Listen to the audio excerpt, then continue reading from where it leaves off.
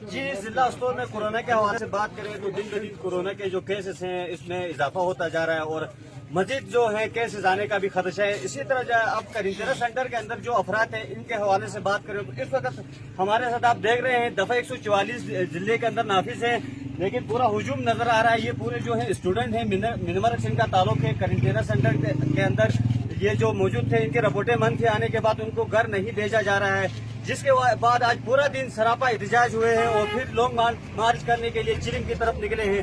ان سے پوچھتے ہیں جی بتائیں آپ کو کرنٹینا کے اندر کس طرح کی مشکلات کا سامنا کرنا پڑا؟ جی بالکل بھائی جان ہم کرنٹینا کے اندر 14 دن بیٹھے ہوئے ہیں. 14 دن سے زیادہ بھی ہو گئے. ہمارے جو ہے 21 دن ہو گئے. 7 تاریخ کو ہم اسٹور میں انٹر ہوئے. 7 تاریخ سے انتظامیہ نے ہمیں کرنٹینا کے سینٹر کے اندر آج آپ لوگوں نے جب احتجاج کیا پورا دن وہاں پہ بھی احتجاج کیا چوک پہ تو انتظامیہ کی طرف سے کوئی بندہ آپ کے پاس نہیں آیا؟ انتظامیہ کی طرف سے ایس صاحب بھی آیا, پولیس بھی وہاں موجود تھی. پولیس نے حتیٰ یہ کوشش کی کہ اسٹور کے لوگ اور ان کے بیچ میں خطوط تصادم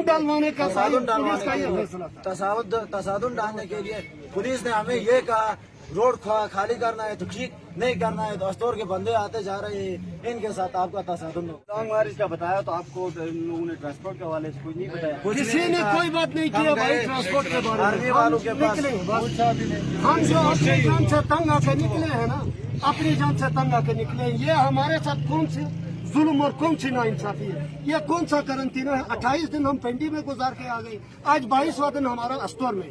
اسٹور کے پرمنٹ لوگوں کے لیے نہیں ہے, وہ آنے والے ہمارے ساتھ جو آئے اپنے اپنے آپ کرنٹینا میں موجود وہاں کے سرٹیفکیٹس ہیں آپ لوگوں کے پاس؟ بھائی ادھر کا وہاں پہ ہمارا نزلہ ہے. اسکریننگ کیا تھا آپ لوگوں کی؟